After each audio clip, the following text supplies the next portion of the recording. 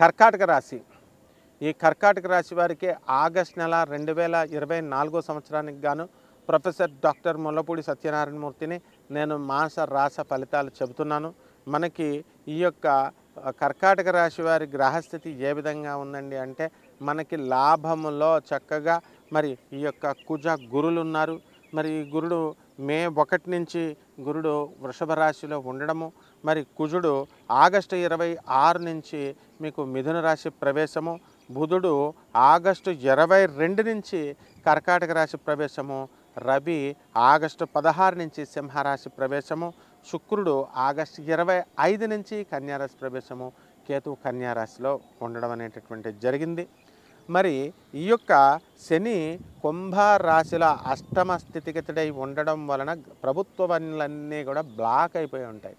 అంటే ఏ పని అయినా సరే ఆలస్యంగా చేయడము అనేటటువంటిది ఈ యొక్క కర్కాటక రాశి వారికి జరుగుతూ ఉంటుంది.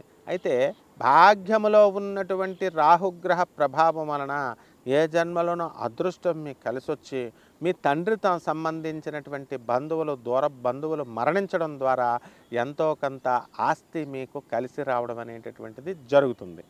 అయితే ఈ యొక్క మనకి ఈ కర్కాటక రాశి వారికి మరి విద్యార్థులు ఉన్నారు. విద్యార్థులు బ్రహ్మాండంగా చదువుతున్నారు, మంచి మార్కుల్లో మీరు పాస్ అవుతున్నారు.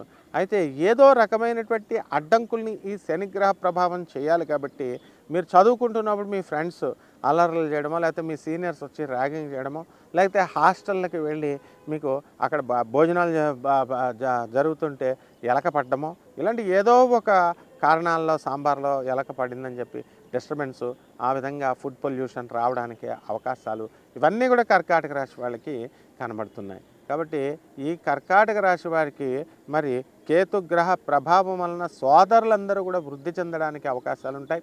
మరి ఫారిన్ అవకాశాలు సోదరులకి మీకు కూడా కలిసి రావడానికి అవకాశాలు ఉంటాయి. మరి లోన్లన్నీ కూడా ఆటోమేటిక్గా మీకు వచ్చేయడం అనేటటువంటివి జరుగుతాయి.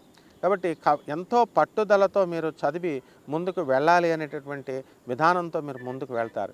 మహిళలైతే మీకు చక్కగా కర్కాటక రాశి మహిళలకు ఉల్లాసంగా వీళ్ళకి జీవితం అనేటటువంటిది ముందుకెళ్తుంది. కర్కాటక రాశి వాళ్ళకి భార్యాభర్తల మధ్య గొడవలు, కోర్టు కేసుల్లో ఉన్నటువంటి వాళ్ళు చాలామంది ఉన్నారు. అటువంటి వాళ్ళ కోర్టు కేసులన్నీ కూడా ఒక ఫైనలైజేషన్కి వచ్చేసి ట్రయల్కి వచ్చినటువంటి కేసులన్నీ కూడా ఈ కర్కాటక రాశి వారికి అనుకూలంగా తీర్పులు రావడానికి అవకాశాలు ఉన్నాయి. అలాగే వృత్తి, వ్యాపార, ఉద్యోగ విషయాల దగ్గరికి వచ్చేసరికి మనకి కర్కాటక రాశి వారికి ప్రమోషన్స్ అనేటటువంటివి రావడానికి అవకాశాలు ఉన్నాయి. కాబట్టి ఈ కర్కాటక రాశి వారికి ఎలా ఉండాలి అని అంటే, మీకు చక్కగా ప్రమోషన్స్ విషయంలో ఆల్రెడీ ఇంతకుముందు ప్రమోషన్స్ వచ్చినటువంటి వాళ్ళు ఎవరైతే ఉన్నారో అటువంటి వాళ్ళందరికీ కూడా మీరు కోరుకున్న చోట్లకి మీకు ట్రాన్స్ఫర్స్ అనేటటువంటివి రావడానికి అవకాశాలు ఉన్నాయి.